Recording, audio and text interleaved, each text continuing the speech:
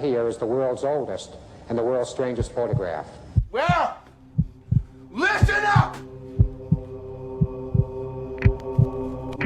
There is a storm coming! Like nothing you have ever seen! And not a one of you is prepared for it!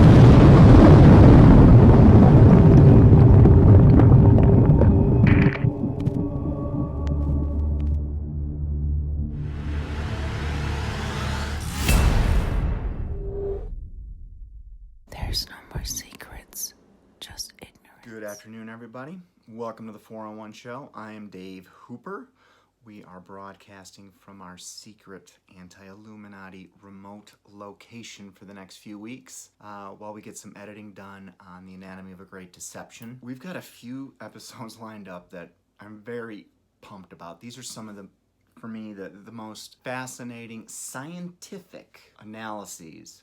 And the one we've got today is by a man named Paul Bromley. In 1978, a group of scientists were put together in a program called STURP. It was a group of scientists from around the world, non-denominational. These weren't Christians or Catholics or atheists. They were from all spectrums. 33 on the initial team, and over the few years that this project was live, there were a few other scientists that chimed in. Forensic analysts, archaeologists, carbon dating, any institution or field of study covering anything that could potentially be relevant to analysis of this shroud, which I'm calling the Shroud of Turin. And something I do want to caution against, and I sometimes wonder if it's the reason that Moses' bones were hidden from Satan for some reason. Couple that with what God had said about worshiping heavenly images or to make any image of anything in heaven and along those lines. I think God wanted to avoid us worshiping things like shrines and shrouds and burial sites, for instance, because I think the plan is not worship an inanimate object, but instead have a relationship with the creator of the universe, which still sounds ridiculous for me to say, because I'm a person based in science. When scientists speak, it's my language. Paul Bromley was an American. He was recruited to be on the team that studied the Shroud. So we're going to watch a presentation today from a scientist named Paul Bromley. It was from the mid-1980s, and by now the findings of STURP had been making their way into the media. I'm just going to give you two incredible findings. Now keep in mind, you might not be aware of this because the same news channels that told us what to believe about 9/11 are the same ones that put on documentaries of their version of what the Shroud is. I'm not saying that it is something that covered Jesus Christ. I'll give you a few nuggets. The scientists that studied this, two things that I think you'll find interesting. There's 100 of them. Here's just two. Number one, they identified that in the eyes of the image of the person, whoever it might have been, do I personally believe it was Jesus Christ? I do. Could I swear out in a court of law? No. Do I have reservations? I do. Do I believe Jesus is real? Absolutely. We're not talking about whether he's real or not. We're talking about whether this shroud at one time potentially covered his body. Two interesting things I want to leave you with before we let Paul Bromley take it over. In the course of the STURP investigation, so many things were discovered that for me are just fascinating. I'll leave you with two. Number one, they identified coins that were used to hold the eyelids down of whoever it was that was underneath this shroud. And the coins are traced back to between 29 and 36 AD. These were Roman coins. Second thing is I always used to think that the images on the shroud were made because they were bloodstains. Now, yes, there are bloodstains on the shroud. What I never knew is what the shroud is essentially it's a photograph. It is a radioactive image, meaning one scientist used the term a neutron explosion, burning the image of that body onto the shroud. Obviously, nuclear technology was not around in 29 to 36 AD, which now starts to put us in the supernatural category. The man that you're about to hear, when he went into this project, for what it is worth, lifelong scientist Paul Bromley, but like so many things, it doesn't matter how old you are, when you get touched, you get touched. It changed his life. I think you'll hear it in this presentation. There's one thing I've got to say that's extremely important. It's just that we understand each other. I cannot tell you who this man was, and neither can anyone else. Science is never going to be able to say that we can prove the name of the man that was once upon a time wrapped in the Shroud of Turin. Simply because science, by the very nature of the thing, is forced to deal only with facts. You can't make wild guesses. At least you're not supposed to. Everybody does, and you only get excited when someone else does. But no matter how long you talk, and my record is somewhere between 6.5 and 7 consecutive hours. And I don't think I repeated myself once in that length of time. I'm not going to do it tonight, obviously. But you can talk that long about the cloth, the information coded into it, the man that really was once upon a time wrapped in it. But if you're going to be honest, and that is the name of the game, sooner or later you have to say that nowhere in the cloth is there a name. Nowhere does it say this is a photograph of. I can't tell you who he was. There's no way that we can ever tell you that this or any other portrait is that of Jesus of Nazareth, simply because we do not know what Jesus looked like. We don't have his fingerprints, we don't have his blood type, we don't have his dental structure. We don't even have a good description of him. Painting and sculpture were forbidden to the Jews. It was against their religion. And for some reason that nobody really understands, none of Jesus' 4 biographers, Matthew, Mark, Luke, or John, bothered to tell us what he looked like. All we know about Jesus from the Bible is that he was young. He was between 30 and 35, and he must have been built like a bull. He was a carpenter in the days before there were lumber yards. If Jesus wanted a board, he had to cut the tree down. If they had a little money in those days, they'd have a donkey to drag it into town. We can show even historically that Jesus was among the extreme poor. The best that he could ever have hoped to have done would be to cut that tree down to a size he could handle, put it across his shoulders, and carry it. He had to have been built like the lumberjack that he really was. But that's really all we know about him. So once again, there's no way that I can ever tell you that this was Jesus of Nazareth. But you should also know that the vast majority of court cases are not won on direct evidence.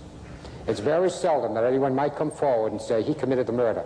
I watched him do it. I only know of one murder that was ever committed on television, although I did watch that one. But this is why we have police departments, detectives, to put a case together and pile up circumstantial evidence piece by piece by piece until the weight of that evidence is so great that it's impossible not to render a verdict. And that's what we're doing. If nothing more, the Shroud of Turin Research Project has become the biggest piece of scientific detective work that the world has ever seen. And tonight, here, you're the judge and you're the jury. And I'm not being cute. It's only a statement of fact. The only promise I'll make you this evening is that I'll tell you the truth. We'll give you facts and data, a little bit of what we've accumulated, and you do anything you want to do with it. Truthfully, I couldn't care less. They tell me that that's a horrible way to start a talk, but I've started a great many that way, because it's truth. I know what I believe today, but I really can't make anyone else agree with me. All I can do is what I did. Give you the information, a bit of what we've got, and then you decide, if you think you can, who was he? What if anything does he mean to you? The Shroud of Turin is a piece of linen cloth. It's 14 feet long, 3 feet 7 inches wide, and obviously carries on its surface the image of a crucified man. Without question, it's the most controversial thing that the Roman Catholic Church ever got their hands on. They never actually owned it until last October. The cloth has been privately owned since the 1400s by the House of Savoy. The ranking member in Savoy was Umberto, King of Italy, deposed, living in exile in Lisbon, Portugal. When he flew out of Turin one step ahead of death in the late 40s, he left the cloth behind in his private chapel. That chapel today is the Cathedral of Turin. It came under the protectorship of the Archbishop, and that's where the name came from. Turin was the ancestral home of the Savoys for centuries. Umberto died about 1.5 years ago. Instead of giving the cloth to his daughter, as his ancestors had done, he willed it to the church. They finally got legal possession of it last October. But they never did make up their mind if this is really the cloth that Jesus was wrapped in for burial or not. They've actually fought wars over it. It wasn't until 1968 that Pope Paul authorized formation of a team of scientists, international in scope, to examine it and try to determine once and for all, genuine or bogus. The first time they ever gave a so-called relic to science. Some of us think that it's rather strange that no one ever called this team together. To the best of my knowledge, not one man or woman on it today was ever appointed to it. And yet today, for without question the first time in history, every discipline of science is involved to the utmost of expertise and technology, equipment and brains, on a non-military project. You couldn't stop this if you wanted to. Someone at the Air Force Academy has said that we used to think that the strangest thing in the universe were the black holes of space. Today, we know it's a 14-foot-long cloth over the altar in Turin. But that's your decision. The cloth turned up in 1352 in a two-bit little village in central France called Lirey, L-I-R-E-Y. I find I have to spell things occasionally. You might have guessed by now I'm a New Englander. Someday the rest of you people are going to learn to talk English like us. And obviously the first question to be answered when the team did come into existence was, if this thing really is the burial shroud of Jesus, what was it doing in France? Where was it for 13 centuries? The tracing was volunteered by a couple of men in England, Dr. John A.T. Robinson, Bishop of Woolwich, Anglican Church, Dean of Trinity College, Cambridge, and a historian from Oxford named Ian Wilson. They volunteered to try to trace this using art and literature. It was Ian who discovered that every one of the masters, you name him, Michelangelo, Botticelli, Da Vinci, whoever, used that face for his model of Christ. That's why you think you recognize him. You've seen that face 1,000 times. One man has made Jesus an Italian, someone else a Frenchman, a Dutchman, a Greek, a woman. They've romanticized him. They've done everything imaginable to him. I think virtually everyone knows what Picasso did. But they've copied details which couldn't have been taken from anything in the world but this cloth. The conformity is true all the way back to the year 500. Prior to the year 500, there isn't any. And it makes sense. Once again, one painter gave Jesus the face of a 12-year-old kid. Someone else gave him a beard the color of mine. I've already said your guess is just as good as mine is what Jesus actually looked like. And yet, for some reason, it appears that the entire church, east and west, by the year 500 had reached the conclusion that this was the true likeness of Christ. Ian turned up a letter written by a Greek bishop, a man who lived and wrote around the year 300, 325, Eusebius of Caesarea, a prolific writer. He did a lot. But no church, no denomination has ever considered his work inspired. That is to say that nobody has ever thought that it was worthy of being in the Bible. But he does give us a tremendous picture of what life was like in the early church. Customs, traditions, stories, legends, that sort of thing. And that's where the poor devil got into trouble every time. Like me, he was a storyteller. Like me, they've called him a lot of names. They've said you couldn't believe a word he said. It was sci-fi. It was too far out. Who could ever believe Eusebius? For instance, he gives us the story of Abgar, who was king of Edessa, Turkey at the time of Christ. Abgar was dying of an incurable disease. He had heard of Jesus as a healer, so he sent a messenger, a soldier, from Edessa, at that time it was part of Syria, south into Palestine to ask Jesus to come north and heal him. We know that he never left the nation. Supposedly he told the soldier, "Go back and tell your king that I can't come, but I will send a disciple." Shortly after the ascension, the Apostle Thomas is supposed to have dispatched a disciple named Addai north into Turkey, carrying under his arm a cloth with an image on it. Abgar believed on Jesus. It did not say he believed in the cloth. For my own conscience sake, I've got to say this. I know of absolutely no reason why this cloth should be worshipped. I know that there are people who do. I've met a few. I think that they're extremely wrong. I know of no miracles attributed to it. I know of nothing that's ever happened to anyone by handling it. I know of no healings. You will not have a cancer healed by holding a photograph of the cloth over the body. I read that in the Pulp newspaper not long ago. They were selling photographs. Some people will do anything to make a buck. But I can't talk about lives turned 180 degrees around, and that might be the biggest miracle of them all. But to say that the shroud is that kind of divine, at least personally, I can't buy it. Abgar believed on Jesus. Excuse me. He was healed of his disease. He led the city to the Lord. Edessa became the first Christian city in the world. Well, it's still there. Today it's known as Urfa in south-central Turkey. The Eastern Orthodox Church calls it a holy city. They claim that they date their Christianity back to the time of Christ. There have always been monks and hermits living in caves and tombs around the place, just to be close to it. After Abgar died, his son Manu went back to the pagan gods. He proceeded to slaughter every Christian he could find. The cloth vanished. Apparently it was gone for about 200 years.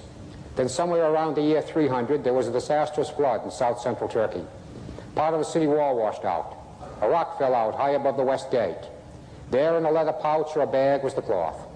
Apparently somebody had bricked it into the city wall for safekeeping. It was worshipped.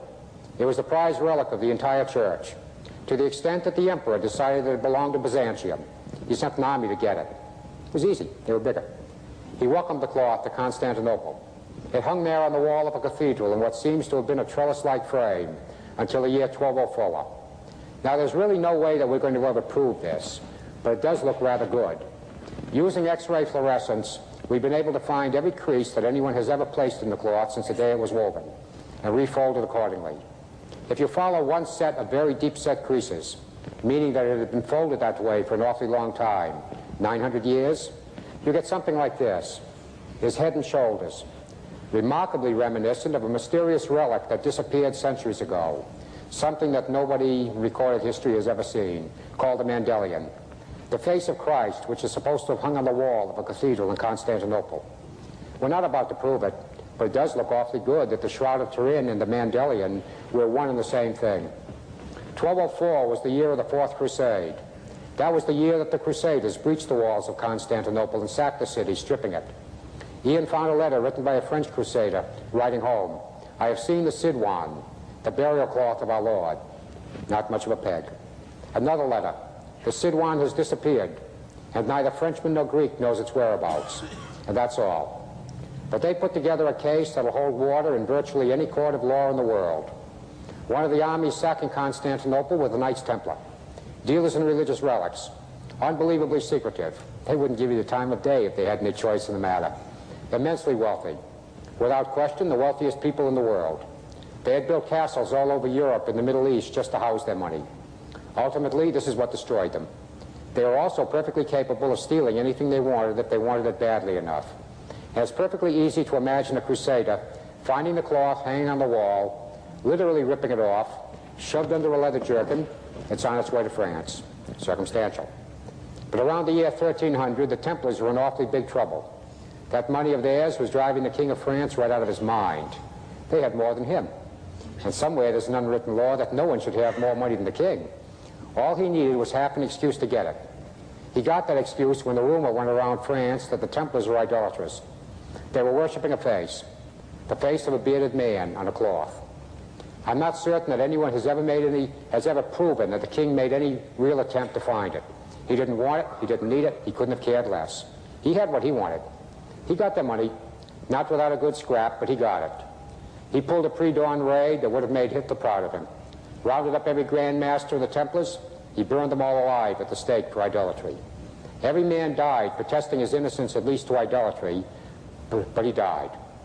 The last one to go up in the flames was a man named Geoffrey de Charnay, the first Earl of Chambray. Within a very few years after he died in the flames, the second Earl, also Geoffrey, placed the Shroud of Turin on public display. Since then, Roman Catholic record keeping is phenomenal. They can almost tell you the name of every individual who's even looked at this cloth for almost 700 years, proving beyond the point of argument, whatever this is, however that image came to be imprinted on it, it very definitely happened before 1352. Not too long ago, while renovating a castle in England, a place in Somerset called Templecombe, the home of the Knights Templar in England, found a board with his face on it, dating back to Templar days. They had it. However they may have gotten it, the Knights Templar had it. At the same time that John and Ian had been doing their thing in England, and they weren't alone. In Zurich, until he died about a year ago, was a botanist by the name of Max Fry. Possibly half of us here tonight are old enough to remember the name. It was on the front page of every newspaper in the world a while back. Max headed up the commission of criminologists that investigated Dag Hammarskjöld's death. That's what he was, a criminologist, working for the police departments all over Europe, special consultant to the UN, the kind of a man that would take a dust sampling off of your clothes, tell you where you went, what you did, and the other person's first name. He was positively dangerous. He saw a highly enhanced photograph of the cloth. He saw what he thought was pollen caught in the weave, and that was Max's field. Pollen, you probably know, is just as identifiable as your fingerprint. There are no two types of plants producing a pollen that's even slightly similar. If you find pollen, you know what kind of a plant it came from. If you know where that plant grows, you know where the object has been. It's that simple. We've got pollen caught in the weave of every item of clothing we have on tonight that's been exposed to the open air. It's microscopic, but you're not going to get it out by washing it or dry cleaning it. It's there. If you're smart, you keep it away from people like Max. They might tell you too much about yourself. It's almost a literal miracle that in '72 he asked for and he got permission to take a dust sampling off the cloth. He identified some 28 types of pollen in that first sample. It was no tremendous surprise to anybody that the first one he definitely tied down was a type of beech, growing exclusively in northern and central Europe. Big deal. The cloth turned up in France. He found pollen from plants that grow nowhere in the world but Italy. It's been in Turin since the 1400s. He found 8 types of pollen from plants that grow nowhere in the world but southern and central Turkey, in the area around Constantinople, proving that France is not where the cloth originated. And maybe, just maybe, Eusebius wasn't the bull artist they've been calling him for so many centuries. It could very well be that he knew exactly what he was writing about back in the year 300.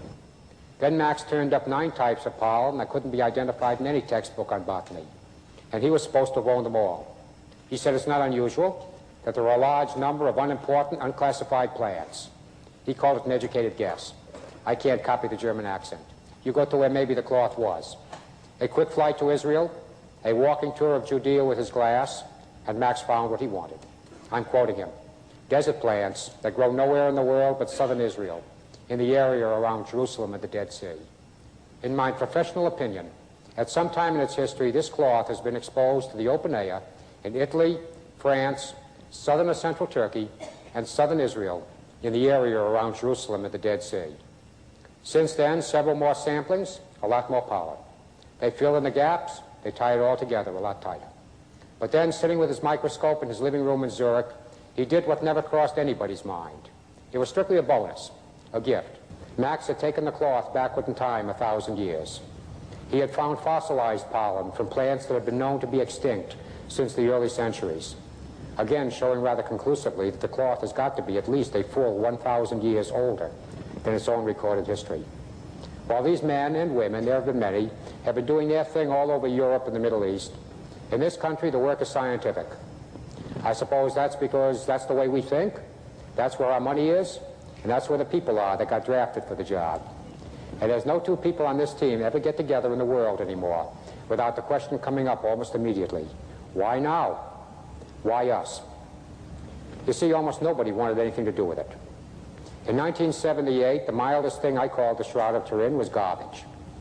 When Dr. Demir called and asked me if I wanted to get involved with him in the work that was about to start, I asked Tom if his brain melted. Thought I was clever. He's a nuclear physicist. I said, "You're crazy. You've gone stark." He didn't think it was funny. He said, "You've gone stark raving mad. It couldn't possibly be real. Even if it is real, what's it good for?" Well, thank God Tom didn't listen to me. Maybe that's why he's a presidential advisor and I'm not. That's also spelled, if you didn't realize it, S-T-U-P-I-D. I'd made up my mind before I knew anything about it. Preconceived opinions, one of the dumbest things anyone can possibly do, to make a judgment before you know anything. But I did it, so I can't say anything. As I said, thank God they didn't listen to me.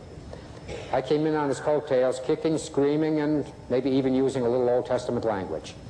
But I quickly found out that virtually everyone else agreed with me. With the exception of only a few men from Rome, really all anyone wanted to know was who did it and how. The how part is still extremely intriguing. One of the team gave an interview to the New York Times not long ago in which he said, and it was truth, that everyone went to Italy expecting to set up their equipment, work for 15 minutes, pack up the equipment, and come back home. Today, the burden of proof is on the skeptic. That, too, is truth. Nobody funded us. We didn't get any money from the church. None of the trust came through with anything substantial, worth talking about. I started doing what I'm doing tonight almost 6 years ago. But he said, this is worth anything. We'll never in our life do anything bigger than this. He'd been in the Mariner space program, putting the team on the moon. He still thinks this is bigger. I do too. The labs, you all know them. Los Alamos Scientific, the world's biggest. They made the A-bomb. Pasadena Jet Propulsion, JPL. They're giving us the pictures coming back from Saturn, Jupiter, the spacecraft. The Air Force Academy at Colorado Springs. The Air Force Weapons Lab at Albuquerque. Brooks Institute of Photography, McCone Associates, Brookhaven National, half the universities. There's a paradox involved. It means absolutely nothing. But I think you have to admit it's a little bit different. Virtually every man and woman involved in this project is involved, one way or the other, in the development, the assembly, or the distribution of the bomb, working on the Shroud of the Prince of Peace. As I said, it doesn't mean a thing, but it is a little weird. Those labs are merely where the people are working tonight. I'm talking, they're working. The military is not financing this, neither is the federal government. But I've said it on many a campus and overseas, I'm not the least little bit ashamed to be an American. Where else in the world could something like this happen? That we have the use of the most sophisticated equipment that the world has, assuming Russia doesn't have something better, and we doubt it, on a non-priority basis. That merely means that if the military isn't using a certain piece of equipment tonight, you can almost guarantee that someone on this team has it. Just do it on your own time, pay your own way, and for God's sakes, don't use military stationery. Where else but the States? I can't begin to tell you what they found. There simply aren't enough hours tonight. All I can do is give you an extremely quick overlook, something that might interest you. As early as 1898, an Italian attorney by the name of Secundapia took the first photograph of the cloth. He wrote that he almost fell out of his window when he developed his plate, because what should have been a negative turned out to be what we have here, a positive, proving that he had photographed a negative. Every time you take a picture, your new negative is the reverse of what you were looking at. Black becomes white, white is black. If he had a positive, he must have photographed a negative. Over the centuries, the image on the cloth had been described as vague, weak, indistinct, ephemeral, weird, made with unworldly colors. I'll buy the weird. It's only because light and shade are reversed. Black is white, white is black. More than 500 years before photography, the first photographic negative was not printed until 1857. This turned up in 1352. More than 500 years before photography, something had imprinted a photographic negative on a piece of linen cloth. When this team went to Italy in October of '78, over 50,000 photographs were taken. If you took a deep breath, somebody took a picture of it to record it. The pictures are a lot better than his, but all that anyone has proven is that Secundapia is right. The image is still a photographic negative. Mid-70s, Air Force Weapons Lab, Albuquerque. A couple of teachers from the academy, John Jackson, Eric Jumper. Both of them had their doctorate, spatial physics, spatial engineering, captain, major, Mariner space program, using some semi-secure equipment, a VP-8 image analyzer. The thing had been developed to map the surface of Mars and for military surveillance. One night, John took a slide of his face, put it under the camera, projected it through the equipment, closed-circuit television, and both men have said many times they know exactly the way Secundapia felt when he developed his plate, because they almost literally got blown out of their chairs when the image came out three-dimensional. We don't know how to do that to anything. Science simply hasn't progressed that far. We know how to put it in, but we haven't learned, I beg your pardon, we know how to decode it, but we have yet to learn how to put it into anything, let alone a piece of linen cloth. They took their equipment and their technique down to JPL. They scanned this frontal image, the same way a TV picture is produced. Scan a line, jump, scan a line, jump. The computer began to produce strips, bearing the configuration, the outline, the shape of the man in the cloth. John and Eric's wives and some other girls sat down with cardboard boxes and razor blades, traced the outlines out and cut them out. The girls have put together what, without any question, is the world's craziest jigsaw puzzle. 560 some pieces of cardboard. Assembled vertically, the computer had produced a three-dimensional image, you can call it a statue, of a man 5 feet 8 inches tall, mutilated almost beyond belief. And there's no other photograph on Earth that you can do this with. At the very least, what we have here is the world's oldest and the world's strangest photograph. You see, that's why the work must go on. There simply are no real answers. The man in the shroud has no eyes. I suppose you'd say, as I did, that they were closed in death. That's what I thought. Some people think he's staring at them. But it was a mind bender in '78 when JPL enhanced the face to the degree that you could see that where the eyes should be are a pair of circular blank spots, button-like objects, until one of the archaeologists came up with the information that it was the custom of first-century Jews to put a pebble on the eyes of a dead man, to wait the lid shut until rigor mortis set in, to keep them from popping open. If they were wealthy, they might use a coin.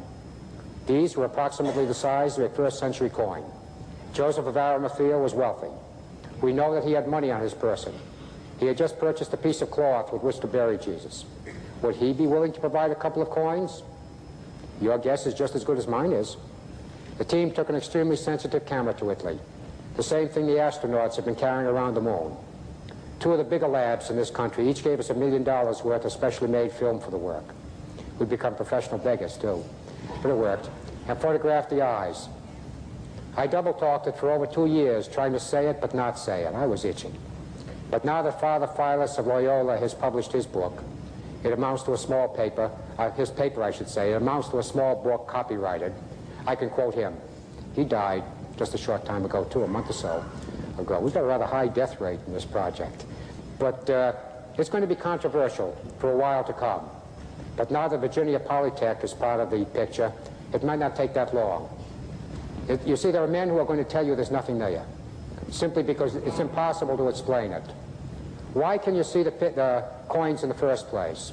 There's no answer. Stranger yet, how can you read the markings? No answer. Why do they appear in some types of photography? In other types, there's nothing there. If there really were something there, you should be able to see it no matter what kind of film you're using. But that isn't the case. Yet there is something there. I couldn't possibly make it up. I've never seen a Judean lepton in my life before. I wouldn't know what to conjure up. You can't call it self-hypnosis. Yet we can read 7 out of 10 letters in sequence in the middle of the 2 words Tiberius Caesar. That's what it is, a Judean lepton, minted by a character named Pontius Pilate. The Bible refers to it as the widow's mite, the smallest coin ever minted in Israel. We found 3 of them in a museum down in East Point, Georgia. They look as if they've been cut out of a piece of bronze with a pair of tin snips. But the important thing is that depending on which numismatist, which coin expert you happen to be talking to, this particular lepton was in circulation for a maximum of either 3 years or 7 years. Take your choice. One man says 3, the other 7. But that only means that if whoever put those coins in his eyes was using a coin that was currently circulable, a coin that he could spend in the Stoa, the man in the shroud, whoever he might have been, appears to have died within a 7-year maximum of the 12th year of Tiberius Caesar. That's our AD 29. He died between the year 29 and 36, possibly between the year 29 and 32. How much closer would you like to try to get it? Let me tell you about the man. Once again, there is no name on the cloth. This work was done at Los Angeles Forensic by Dr. Bob Buckland. They have the rather dubious distinction of being the world's busiest. They get more corpses per hour than any other lab in the world. They know dead men. Philadelphia Forensic, Dr. John Gambicia. What I'm about to say is documented. The man in the shroud was a Jewish person.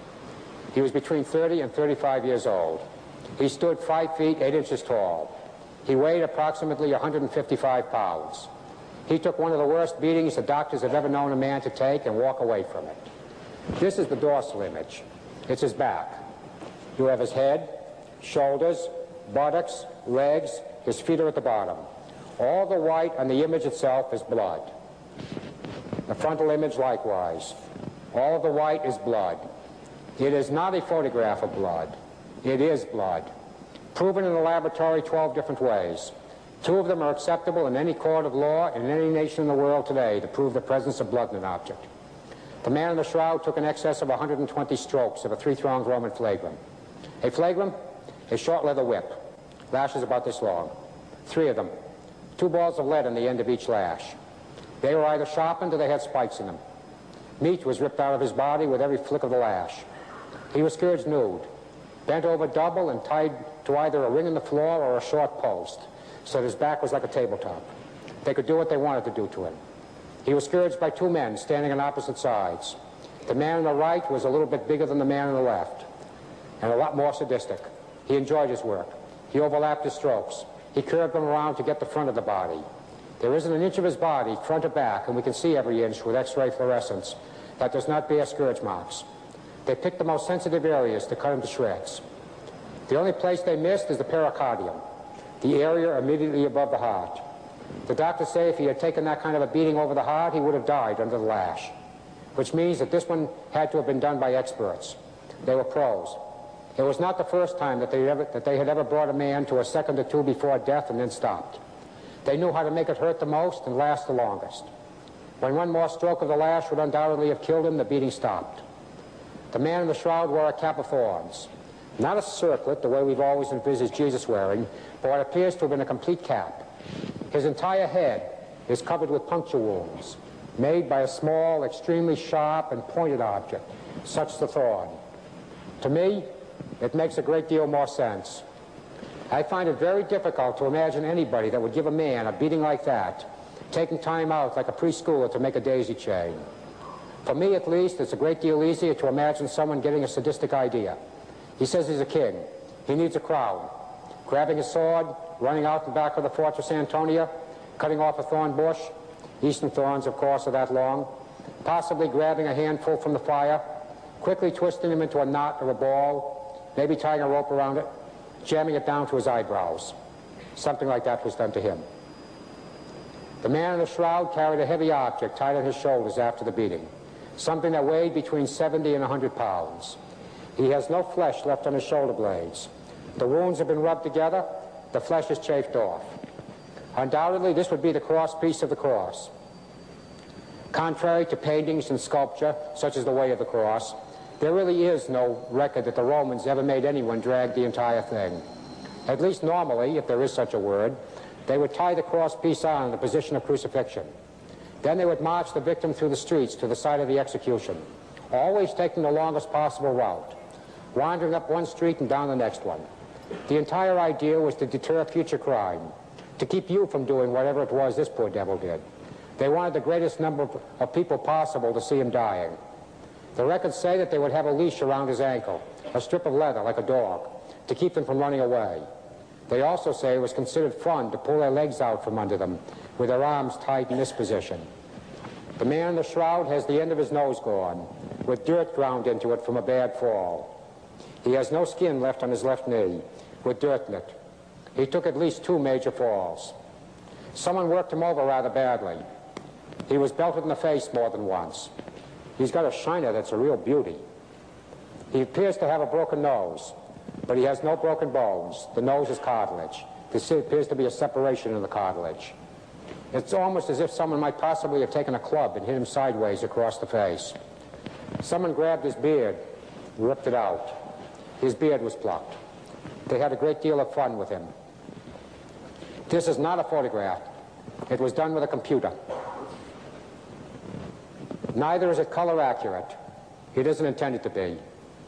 The idea was to determine how much blood was visible in his face. Using the big computer, they've subtracted everything in the face except the blood. There is nothing visible in this picture except blood. They certainly didn't leave very much of him, did they? To me, if nobody else, that's Isaiah 53. He was mutilated beyond that of any other man. At the very least, this is undoubtedly what you would have seen if you'd seen him hanging on the cross. The man in the shroud was crucified. Once again, not the way we've always imagined Jesus being crucified, through the palm, but through the wrist. Probably the simplest thing I've ever known of anyone to do in shroud-related work. Someone obtained a cadaver, the body of a man. They took his arm off at the shoulder and nailed it to the wall with a 10-penny nail through the palm, then sat and watched it for a couple of hours. In something less than 2 hours, the bones in the palm separated, the nail ripped through, the arm fell. Simple conclusion, a nail through the palm will not support the dead weight of a man's arm, let alone a body in the throes of death agony. But we have a small space in our wrist, just below the heel of the hand. Ironically, the size of a square-cut nail. A couple of these little toys driven through there will hold any amount of weight. If you've never seen one before, it's a crucifixion nail. Cute, aren't they? A pair of them driven through the wrist will hold anything. It does not conflict with Scripture. I realize that depending on which translation of the Bible you might own, the Gospel of John uses the word hand, or palm, for the point through which a nail was driven through Christ's body. But the Greeks have got at least 3 words for everything. It was a native-born Greek pastor that said this. I took this to Pastor Zekas. If this were the 1st century, he'd be a bishop. He's in his mid-80s. He's still servicing 9 churches on foot and with a donkey. He's got scars on his body to prove what he believes. He's been stoned for his faith more than once. He laughed at me. He said, Paul, you Yankees are all alike. You're just never going to get it through your thick, stupid Yankee heads that we Greeks have got 3 words for everything. And he's right. If any of you are Greek, I've got to ask you forgiveness in advance. I know what my pronunciation is. I've had Greeks scream in agony when they heard me try, but it's the best I can do. There's the word pamera, which covers this part of the body. It was not used in the New Testament. The word that was used is chire, C-H-I-E-R. It covers this part of your body. You can translate it finger, palm, wrist, forearm, elbow. Take your choice. About 400 years before Christ, at the command of Caesar, 70 rabbis were ordered from Jerusalem down to Alexandria to translate the Hebrew Bible into Greek. You can still purchase that book. There's probably a copy in the pastor's library. The Greek translation of the Hebrew scripture. The word Kaya, same word, used many times. Somewhere in Chronicles, one of the kings wore a ring on his. It refers to the joints of the Kaya. And in Genesis 24, Eliezer, Abraham's servant, was ordered north into Syria to purchase a wife for Isaac. He gave Rebekah gold bangles, bracelets. She put them on her Kaya. Where do you girls wear your bracelets? It's identically the same word. Our only problem was that until 1979, we did not know how to crucify anyone. Everything that we've ever taught or been taught on the subject has been based on the imagination of writers and artists over the centuries who've tried to put a story together with virtually no information. You see, Constantine outlawed crucifixion in the year 315. There hasn't been a recorded one since. We simply forgot how to crucify someone. Maybe we should forget it again? And then again, maybe it's doggone near time the church found out what a crucifixion is? You're never going to forget it. We throw the word around awfully loosely once or twice a year. We get maudlin about it. We sing about it. You know, the old rugged cross? And nobody had the faintest idea of how to do one. We had to learn. One of the doctors, older than I am, had himself crucified. Not one of those freaky things that you read about occasionally in the spring. He was tied on a cross. It was done under supervision. He was jacked up so that he could find out firsthand as a medical doctor what would happen to his own organs. He couldn't think of any other way to do it. He only lasted for seconds. They had to put an axe to it and take him down. The other one used skeletons. Today we could crucify someone and make it work. The only place that would work is the wrist. It does not conflict with the original language. And I'm assuming that most of you know, but I'll say it anyway, that the New Testament was originally written in Greek. There has always been an international language. Today it's American. If you can go anywhere in the world you wish today, and if you speak our brand of English, American East, you're not going to have a problem. It's a mandatory subject in Europe from the 4th grade up. The kids in the 7th and 8th grade speak more proper English really than we do. It's the language of business and culture. All the airlines operate in American once they're in the air. In the 1st century, that international language was Greek. Anyone with any kind of an education at all spoke it. Apparently, the writers of the New Testament intended that their work could be read in every language, in every nation in the known world. They wrote their letters and their work in the international language. Our problem is merely to interpret it, or to translate it. This does not conflict with the Greek. They used 2 nails in his feet. They put one foot flat against the upright, the way we've always imagined it. They drove a nail in diagonally, just below his ankle. It came out through his heel. They put the other foot on top of it and nailed the 2 of them together, lower down, through the instep. He ended up by taking 2 nails through one foot and 1 through the other. Loads of fun. But Dr. Gambisi approved with skeletons that that's the only way it could be done and make it work. If they'd used a single nail, the way we've always imagined it, the way the artists have shown it, the victim would have thrown his weight against it only once to push himself up and breathe. He would never do it the second time. Like the palm, the bones would have separated. It would have been over much too quickly to make the Romans happy. And this was intended to be the ultimate death. It wasn't. It came awfully close to it. The man in the shroud has an elliptical wound of about 4 centimeters between the 5th and 6th rib on the right. Is it a coincidence that 4 centimeters is the size of a Roman lance head? Whatever made it, lance, spear, javelin, penetrated diagonally upward and it went to his heart. A huge amount of blood that could only have come from the heart, as well as a thin watery substance, more water than blood, flowed out of the wound, separated, flowed across his back. The doctors say it proves 2 things. The man in the shroud did not die the usual crucifixion death of suffocation. Neither, of course, did he die of crura fracture, smashing the bones of his thighs with a club so that he couldn't push himself up to breathe. He died of cardiac arrest. His heart just stopped, for whatever reason. He was dead before the weapon went in. Who does it sound like? We had to do what I honestly don't believe has ever been done before. We had to look at the Bible in a totally unique manner. Tom DeMahala woke up in Italy one night in a cold sweat, rolled off of his cot, grabbed a clipboard, started to run. The one thing that nobody had thought to choreograph before the team left the States. His thought, what if everybody but him turned out to be a Roman Catholic? Seriously, can you see the headlines? Bias, prejudice. They made up their mind before they left the States. The team actually turned out to have been about 20% Roman Catholic every mainline Protestant denomination, some non-mainline, Mormons and Orthodox Jews. But many said that that's only the way they were brought up as kids. In actuality, they were agnostic. Maybe God's real, maybe he's not, who knows, who cares, we don't need him anyway. An agnostic. But we have to look at the Bible not as atheists or agnostics or cynics or skeptics, not even as believers. The two or three of us that might have had the guts in '78 to stand up in public and say that we were believers had to be the devil's advocates. We had to look at the Bible strictly as research people. That's what I mean unique. This may truly be the first time in 2,000 years that anyone has ever gotten into that book without trying to prove something. And we weren't trying to prove a thing. We were not trying to prove it right, nor were we trying to prove it wrong. We couldn't have cared less. All we wanted were the answers to a couple of questions that in 1978 seemed to be good ones. Still do. Does that book say anything about a cloth with an image on it, or the mechanism that might have produced the image? Because I think you would believe that if this thing were really around in the first century, somebody should have recorded it. And yet on the surface, that's not the case.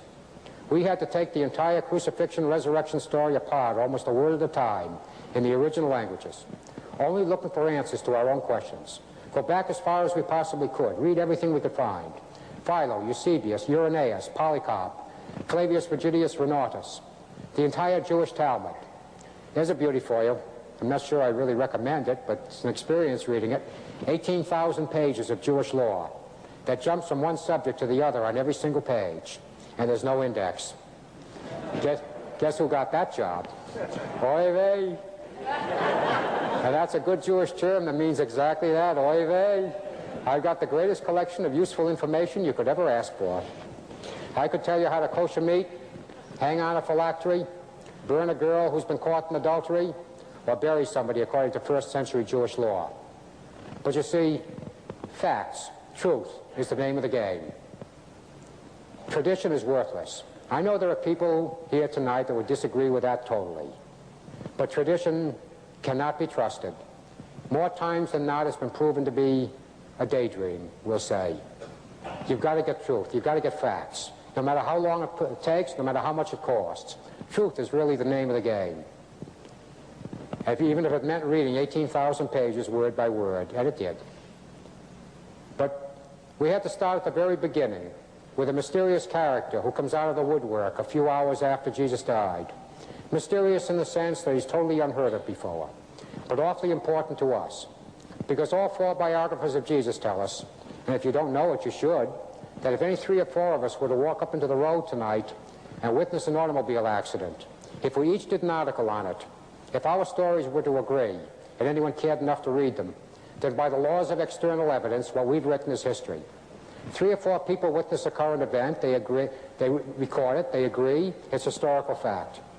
All 4 biographers of Jesus tell us that Joseph of Arimathea showed up in Jerusalem a few hours after Jesus died, carrying under his arm what you girls would call a length of piece goods. A piece of cloth that could be used to make a coat, a robe, a jacket, or bury somebody in it. It's usually translated shroud, and that's not a bad translation.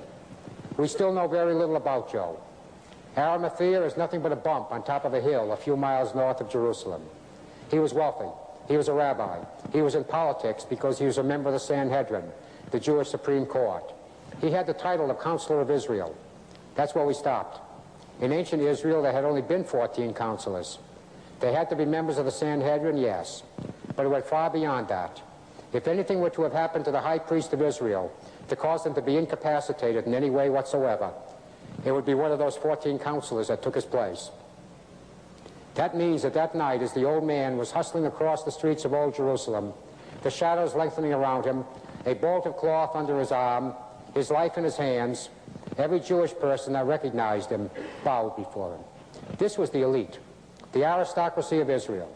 One of the 15 most important men in the entire nation come to get the body of Jesus. With him was a man even older than he was. I doubt very much that there's anybody in this room tonight who's given any serious consideration to where you're going to be buried. I think you have to be a certain age before you worry about that foolishness. I couldn't care less. Joe had already had his grave dug. He was not a kid. Nicodemus was probably older than he was. Wealthy, rabbi, Sanhedrin, teacher of Israel. That was no small title in the first century. And gutsy. 2 of the gutsiest men that we've ever read about. One writer, Mark, said that they had to screw up their courage before they went to Pilate, the Roman governor of Israel, to ask for the body of Jesus. I've got money that says they did. Their knees must have been knocking together like tambourines when they walked into the praetorium that night, the governor's palace, because for practical purposes they had committed suicide. Pilate turned out to have been something less than a human being. He was an animal, a beast. He's a man that did that to women and kids, loads of them. He made an unbelievable number of dead people. He was one of the very few Roman governors from anywhere that was ever recalled to Rome for excessive brutality. And that wasn't excessive brutality. That's only what you did to a non-Roman. The penalty for scourging a Roman citizen was execution. There was no law to protect the non-Roman. You could do anything you wanted to do to them. Pilate did that to babies. Ultimately, the Emperor Gaius ordered him home, found him guilty of excessive brutality, and suggested that it might be nice if he fell on his own sword and committed suicide. If he didn't do it, the legion could help him. Eusebius tells us how he did it. Philo wrote his book around the year 50 down in Alexandria. He described Pilate as a man of a stubborn, obnoxious, hateful, rebellious, spiteful disposition. He had nothing good to say about him. A man whose governorship was characterized by briberies, extortions, executions without trial beyond number. An absolutely lovable individual who wouldn't have thought twice about crucifying two old men on the next two crosses going up.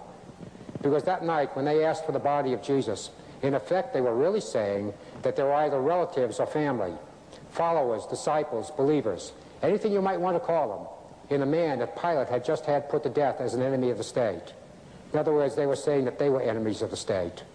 Of course, their knees were knocking together. Who wouldn't be? Fortunately for them, Pilate was more interested in the fact that Joe was trying to say Jesus was dead. And he knew better. He knew that nobody died in 6 hours on any cross. It couldn't possibly have been over 8 or 9 hours since Jesus had stood in front of him. He had condemned it to death, allowing for the time that it takes to actually walk across Old Jerusalem, crucify someone. Jesus couldn't possibly have been hanging on the cross for much over the 6 hours that John said he was. And here's Joe trying to say he's dead? Pilate would never buy that one. And I can't really blame him. You see, the shortest recorded crucifixion that we could find took 36 hours, dying by inches. The longest recorded crucifixion we could find took 9 days. The vast majority of crosses, I believe that includes his, were not raised above the ground. It was too much work. The victim would be crucified lying down, then the cross propped up. His feet would wind up no higher above the ground than the chairs you're sitting in. Lions and hyenas were a real thing in first century Israel. The hyenas are still there. The records indicate that many a man and woman hung there, watched the animal come, and they were eaten alive from their feet up while they hung there like a slab of beef. Vultures sitting on their shoulders, pecking their eyes out while they lived. And no, I'm not trying to make anyone sick. I haven't told you all of it. I'm merely glossing over it. You see, this was life in the first century. We'd forgotten it. Pilate saw it every day in the week. He was not about to believe that a man with a chest capacity like that one would die in 6 hours on any cross. That's why he sent for the officer that was in charge of the execution detail, a centurion, the commander of 100 men. We'd call him a captain. It wasn't until that Roman officer could swear an oath to his own commander. Sure, he's dead. I put a spear in him myself just to make sure, or words to that effect, that Pilate would sign the chit that gave Joe permission to take the body off the cross. You can almost read the old man's sigh of relief.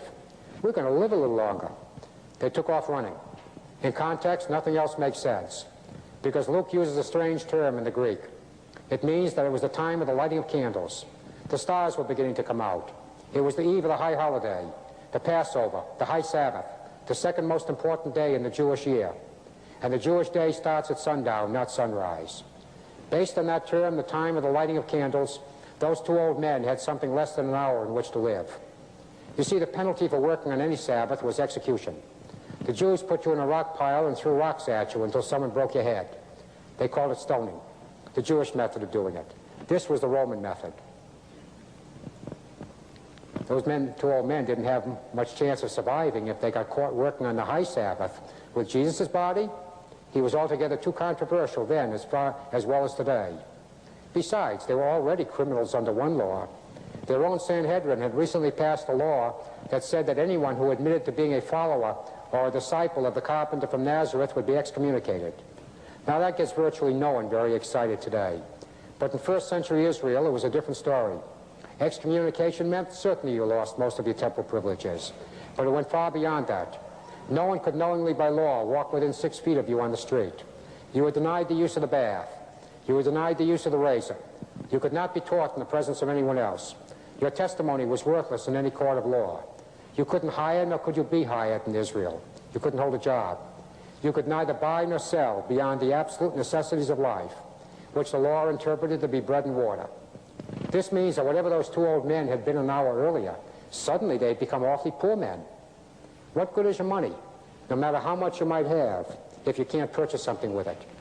All they could buy was bread and water. Their property automatically reverted to the state.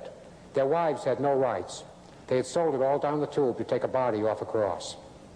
I don't know what they believed, but boy, they believed something. They disappear from history. There isn't even a believable legend about either one of them. There's a couple legends about Joe, but frankly, your imagination has to be better than mine to accept them. There doesn't seem to be anything on Nicodemus. It's almost as if they've been created to bury someone and disappear, like a few kings I read about, but that's getting philosophical. At that moment of time, they were sweating. All 4 writers, that makes it historical evidence, tell us something that gets extremely important, that the women watched everything that took place.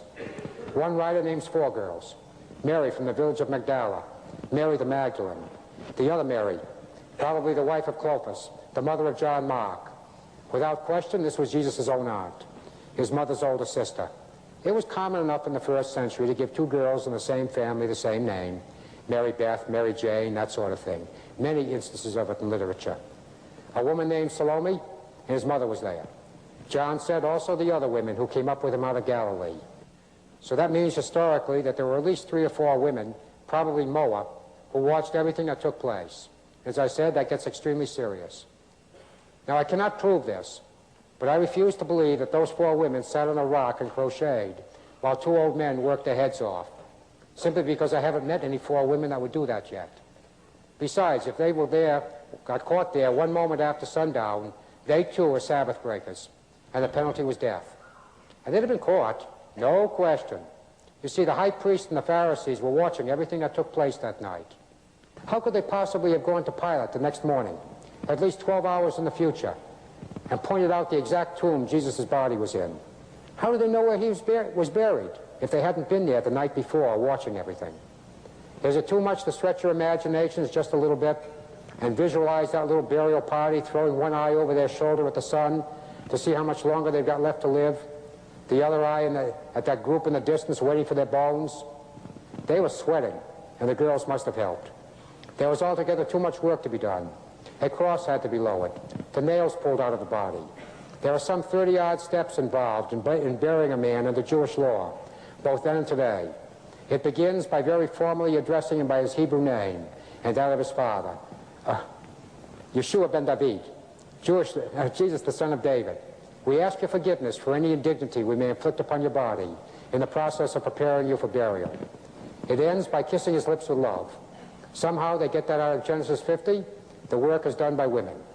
In between, he is to be washed, shaven, his hair cut, his beard trimmed, his fingernails clipped and cleaned. You couldn't just wash him. You had to dig a pit, use a special washing board. You couldn't use cool water, let alone cold. It had to be warm, fragrant, aromatic, spiced. Ultimately, he would be anointed in fragrant spices and oils in liquid form, clothed and wrapped in a sheet. A tremendous amount of work. By now, considerably less than an hour in which to do it. Again, the women must have helped. The cross was lowered, the nails pulled out of the body. They did at least as much as they had to do to preserve it. They wrapped him in a sheet. Using the Greek, Matthew and Luke say that Jesus was folded into the cloth. This one was stretched out flat. He was laid on his back on half of it. The other half was brought over his head and draped over the front. If that's not folded, somebody tell me what it is. Mark said he was wrapped. I don't see any conflict. John said he was bound. This cloth was tied around the ankles, again around the waist, by cords probably made of rushes. He wound up being wrapped, folded, and bound into the cloth, all at the same time. No conflict. They laid him in a particular tomb. Matthew said it was Joe's own tomb. As far as I'm concerned, that's immaterial. Personally, I think they might have used Pilate's tomb if it was any closer, and they thought they could have gotten away with it, because they were moving. Nicodemus's contribution. 100 pounds Roman weight, 70 pounds our weight of myrrh and aloes. Why? It doesn't make any sense. It's ridiculous. It's contradictory. You see, the Jews have never mummified a body, ever. The Jews have never embalmed a body if they could possibly help it. The Jews have never used winding strips. Sorry, kids, that's Christian tradition. The Bible does not say that Jesus was buried like a mummy. John was quite emphatic. Jesus was buried according to the manner and the custom of the Jews. And all the Jews have ever done, then or today, when the law permitted it, was to put a man in a sheet and bury him before sundown the same day. It was an Orthodox rabbi back in Connecticut that told me they would be doing it there if the law permitted it. They want the body to go back to dust as rapidly as possible. So why myrrh and aloes? That's why we had to read the Talmud. We had to get facts. About 2/3 of the way through that collection of holy law, we came across a rather obscure little tractate called the Eber of Athi, Jewish Burial Customs.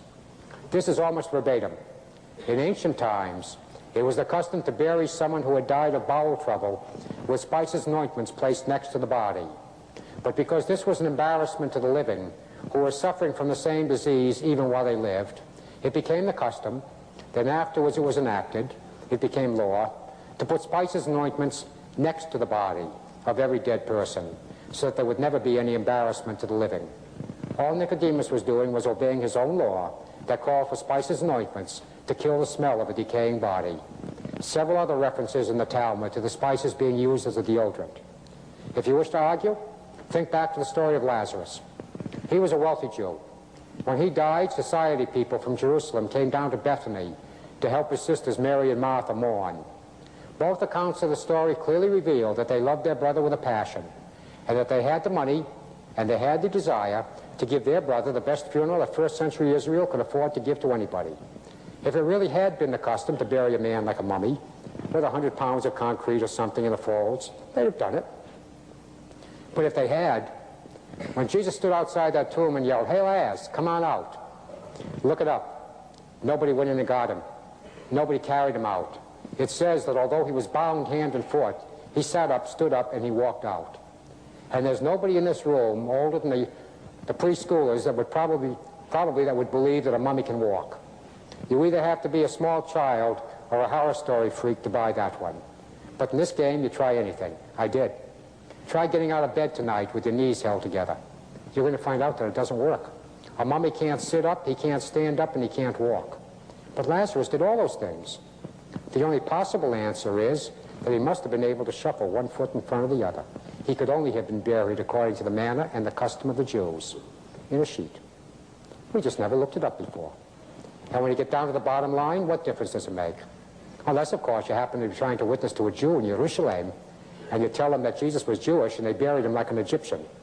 You know what happens? You get laughed at. I wonder how many Jews we've turned off over the centuries because we were too lazy to do our homework.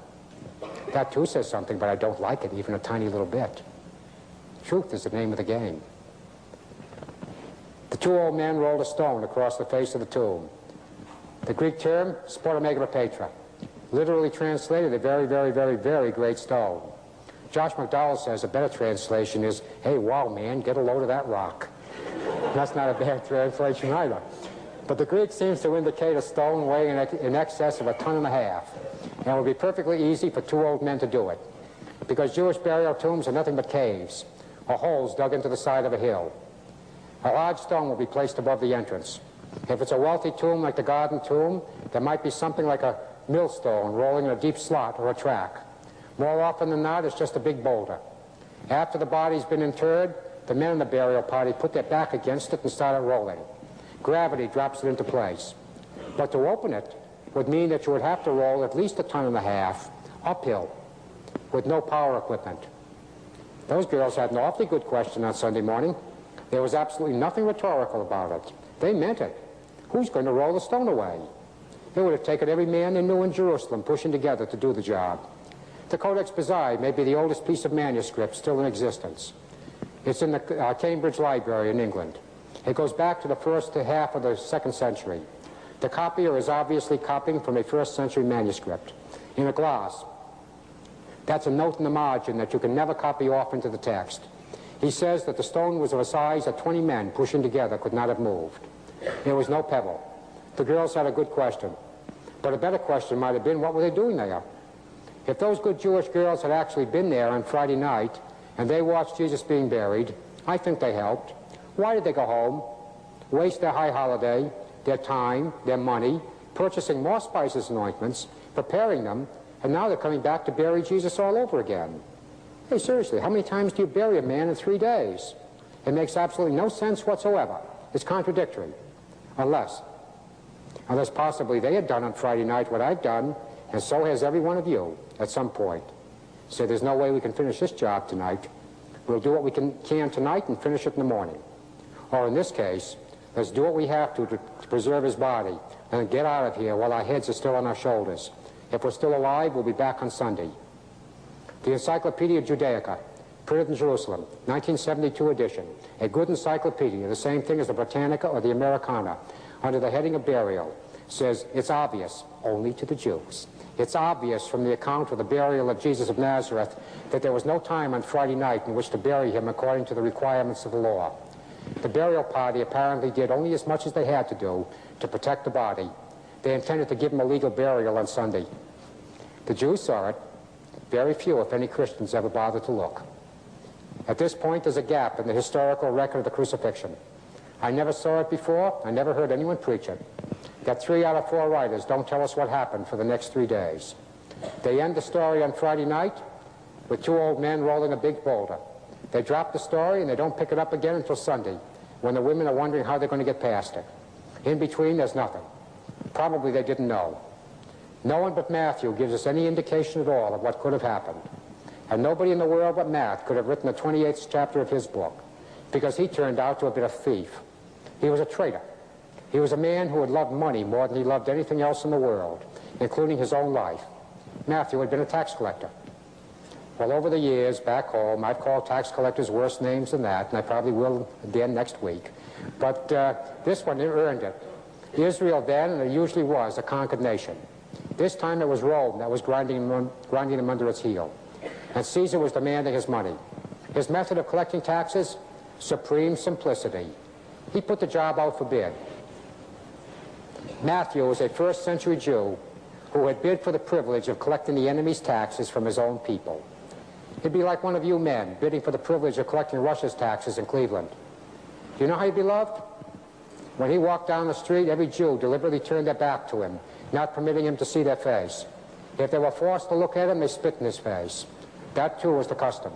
He had absolutely no friends except the other tax collectors and the posses, until one day a carpenter walked by. He said, "Hey, Matt, how would you like to follow me?" He got up from his table, walked away, never went back, and if we can believe tradition, it's only tradition, we can't prove it. He died an awfully horrible death in a place that we call Iran.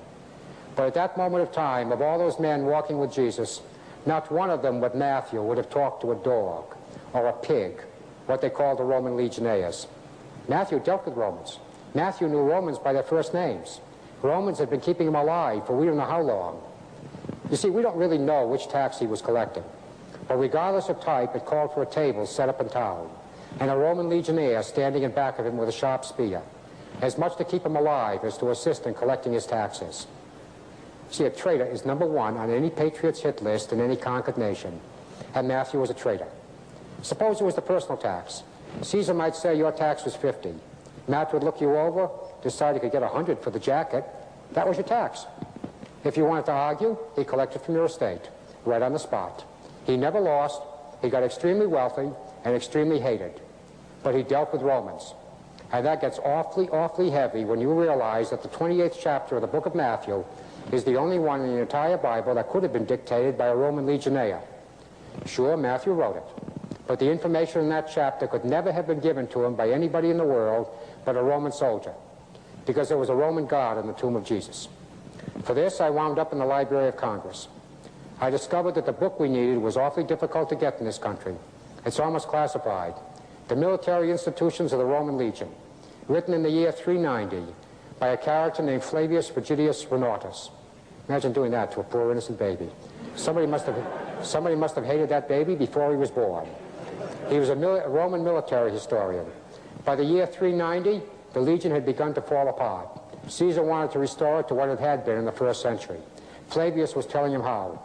He described the Roman guard at the time of Christ. It was not 2 or 3 sleepy-eyed characters, the way the painters usually show it, leaning on a stick. It was a fixed fighting unit, very similar to today's Green Beret or Navy SEALs. That's why the book's so difficult to get in this country. Our own military would just assume you didn't read it. We discovered that our own Green Beret is being trained by the principals in that book. That's how rough they were. Napoleon said they never went anywhere without a copy of that book in his pocket.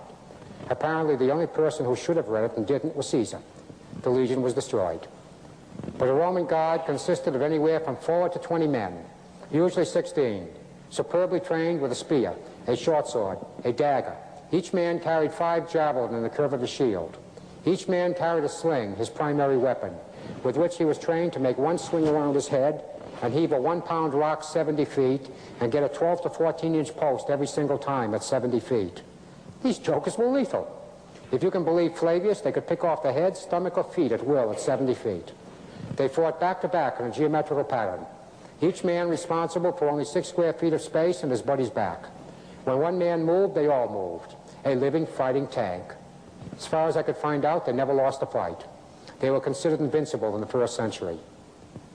This is what was guarding the tomb of Jesus. To make it better, Polybius describes them about 2 centuries before Christ. He says that if the guard was assigned to sentry duty and 1 man out of 16 fell asleep, all 16 would be executed because they had failed their mission. Fantastic. But that meant that if you were on a guard and you looked sleepy, you had 15 buddies whose lives depended on you staying awake. They'd have propped you up on the points of 15 spears if they had to. This was not American justice. The trial would be convened within the hour by the tribunes of the Legion. If you were found guilty, Polybius said you'd always be found guilty. That's predestination. Your own tribune touched you on the shoulder with a vine staff, the signal for the entire battalion to beat you into hamburger with clubs and stones. Your best friend had to take a swing at you. Then a trumpet would be blown for every Roman executed to let the whole world know, if this is the way we handle ours, what do we do to you? Fantastic. And a few years ago, there was a book called The Passover Plot that said that 16 of these characters fell asleep.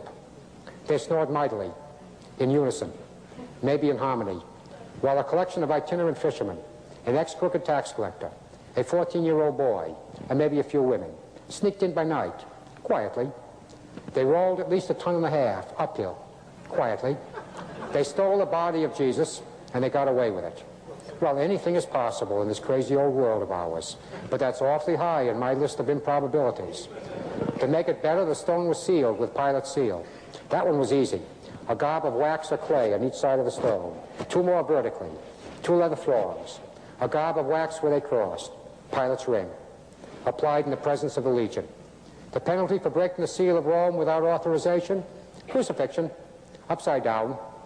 If they couldn't find you, they'd round up every man, woman, and child in a given village or town and crucify the whole place. That's why Hitler learned it. You simply did not break the seal of Rome without authorization. We did not intend to do all this, but I think that we have shown rather conclusively that never in the history of mankind has the body of a condemned criminal been as securely guarded as was Jesus of Nazareth. All Rome was going to make sure that he didn't come out of that hole. That's why nobody but one of them, the pride of the Roman legion, could possibly have told Matthew what he wrote. And nobody but Matt would have talked to a Roman to find out what he had to say. Yeah, it's like a drumhead. You see, they were there to guard a seal. If that seal got broken, 16 Romans died. They'd have killed anyone who came within 70 feet of it. That's what they were there for. Nobody in their right mind would go near the garden. Sure, the women came back in innocence on Sunday. They didn't know the soldiers were there. While they were home obeying their holiday laws, their own high priest was breaking them by going to Pilate and asking for a Roman guard on the Sabbath. The only thing in context that makes any sense is the Romans must have gone over the hill before the women showed up. Because if it was a question of 3 or 4 women or 16 Romans, guess who just lost that fight? So nobody in the world but a Roman soldier could possibly have told Matthew that at some time between sundown on Saturday night and sunrise of the day that we call the first Easter, an angel descended. The appearance of the angel was like lightning. There was a severe earthquake. The stone was rolled away. The guard became like dead men. Jesus came out. Now that's first century language. There's no theologian of any denomination who's going to try to tell you that the Holy Spirit gave the writers of the Bible a supernatural language in which to write, a language that every generation would understand. That is not true. Each man wrote in the language he himself spoke with a vocabulary at his own command. And that's one of the reasons we have so many different translations of the Bible. It has to be retranslated every generation, so that each generation has it in the language they themselves speak. I do not speak the same English my father did. Over half of you don't speak the same English I do. You're a different generation, and I know what I'm talking about. I got a 25-year-old son. I swear we don't even communicate. Oh, we think alike. Dave travels around with an NIV under his arm most of the time. No matter where I go in the world, along about Wednesday or Thursday, he tracks me down. Always collect. Someday they'll learn to pay their own telephone bills. He said it's his job to make sure that I haven't become apostate and gone over the hill with a blonde. He's got to keep me straight. It's different when your son's checking on you. I like it, but we don't communicate. The simplest word that everybody in this congregation understands is the word gay. I grew up understanding that word to mean happy, joyful, ebullient, merry, having a good time. Does somebody want to tell me it means that today? If that word were in the Bible more than the one time it does appear in the KJV, in James, something about gay clothing, it's no problem. We'd have to retranslate every copy of the Bible there was to make it mean what the original language meant. What I'm saying is that if you really think about it, you know doggone well that the meanings of words change from one generation to another. In less than one generation, the meaning of that word has changed over 180. Matthew was a first-century Jew. He was writing in first-century Greek. Was he saying something that the people of his generation understood perfectly and we don't? Was he using words, I've made my point, the Greek's famous for it, that have more than one meaning? We had to find out. We took that story apart almost a syllable at a time, only looking for answers to our own questions. We found our key in the word earthquake, seismos, seismic, seismology, seismograph.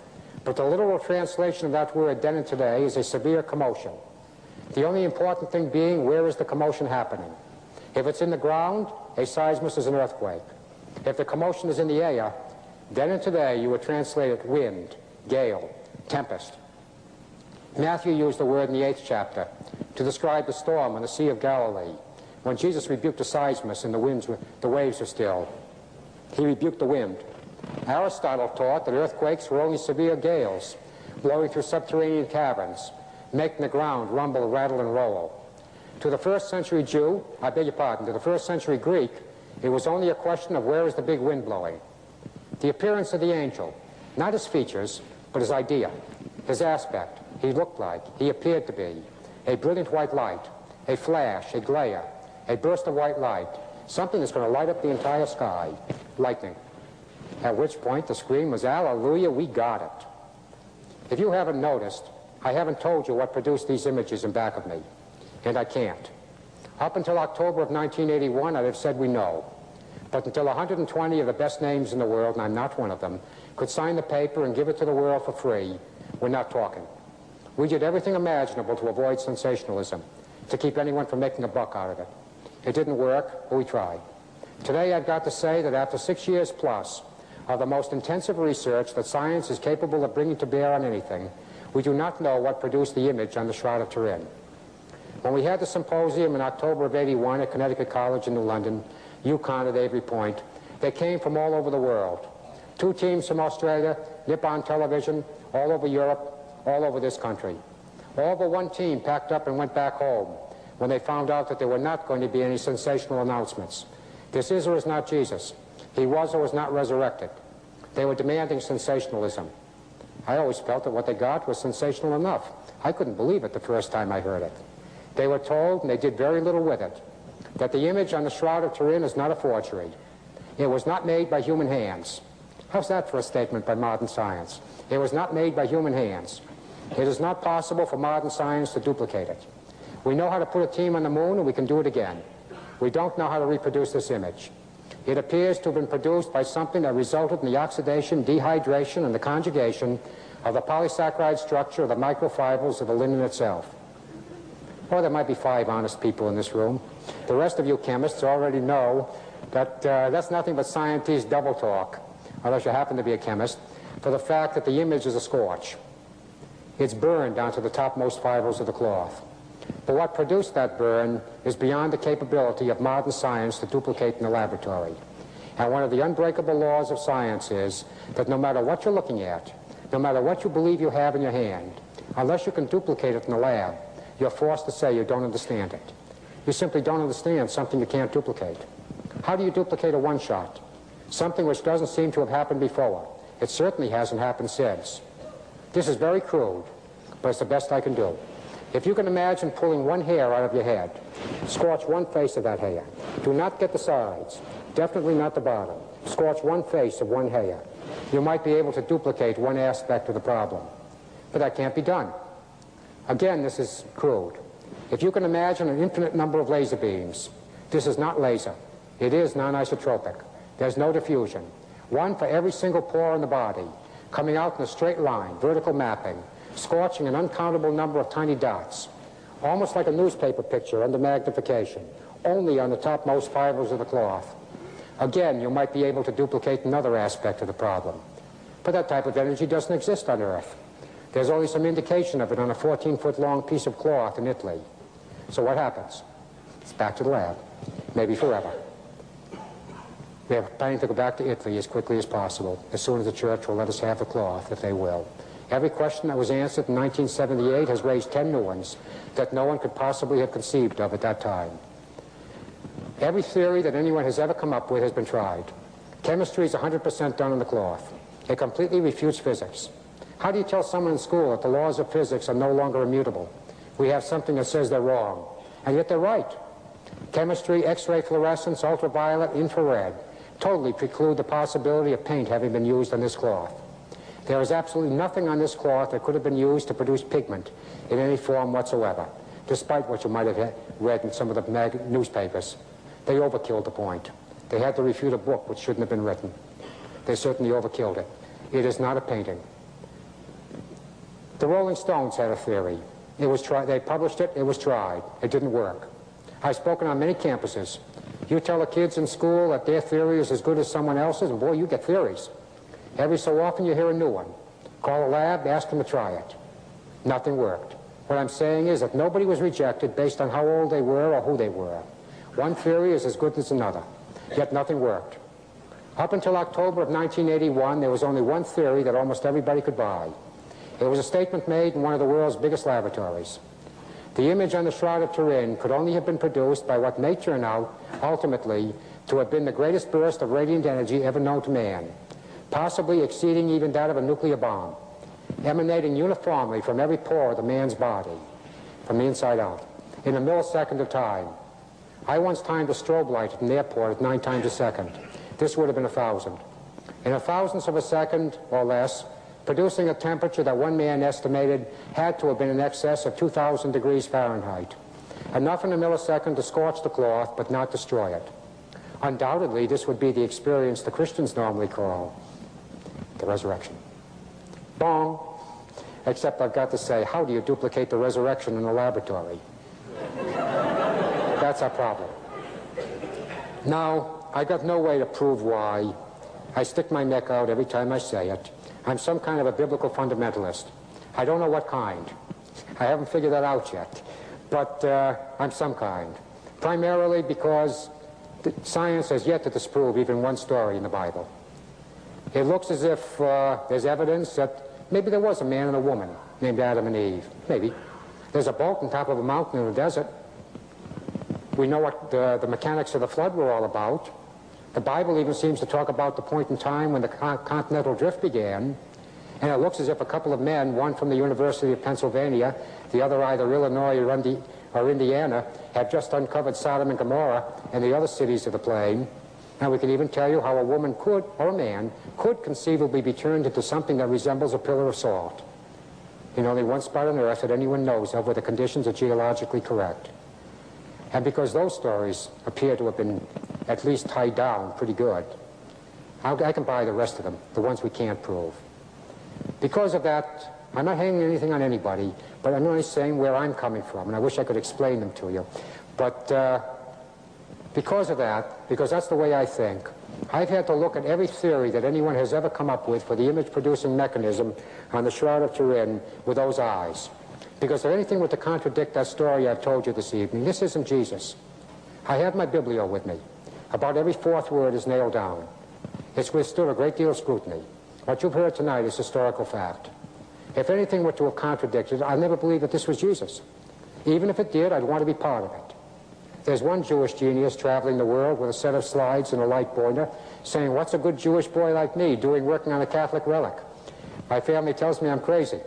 I tell them, you find me a better game and you can deal me in. In the meantime, I'm going to play in this one. Me too. It's the best game in town. But nothing has contradicted it. And it's too late for it to happen now. But only one theory fits in. And no, we cannot prove it. We may never prove it. But suppose someday, and it's happened in the past, every telephone in the United States and England all go off at the same time. Some lab is screaming, you won't believe what we just found. You never do. You just check it. Suppose this time we've got the frequency. Now we can talk about it. Radiant energy. It doesn't have to be thermonuclear. Those lights are radiant energy. If you don't believe it, come up here and stand with me. So is sunlight, X-ray. But almost every single time when it occurs in a burst, it's accompanied by a brilliant white light, a flash, a glare, a burst of white light, something that's going to light up the entire sky. With or without a mushroom cloud, with or without sound, that white light is there just about every time. And sure, I believe in angels. I can tell you angel stories from now until tomorrow afternoon. I know too many people who have seen them and talked to them. And these kids wouldn't dare lie. They're scared. I've been present when they were. As I said, I've got loads of stories. I just don't believe that at that hour before dawn, before the Jewish women showed up, and incidentally, the Bible does say that 4 writers that tell us that the women saw angels. I don't believe that that hour before the Jewish women showed up that the Romans saw an angel. I think that what they saw was the mechanics, the cause and effect of the resurrection, how the Father went about raising his Son, and they did not have the vocabulary with which to describe it. The term radiant energy did not exist in the first century. It's possible that we know too much about it. Is it possible that the Roman legion told Matthew that there was a tremendous burst of white light? The stone went sailing over their heads. Jesus came out, and because the women had seen angels and Matthew believed the women, maybe he thought the Romans did? I don't know. But try this on for size. A Middle Eastern night. There's no pollution in southern Israel even today. There are nights when the stars are bigger than saucers. No rain at this time of year. Dead silence. Nobody in their right mind would go anywhere near the garden. The body very thoroughly dead, wrapped in a sheet, lying on some kind of a slab.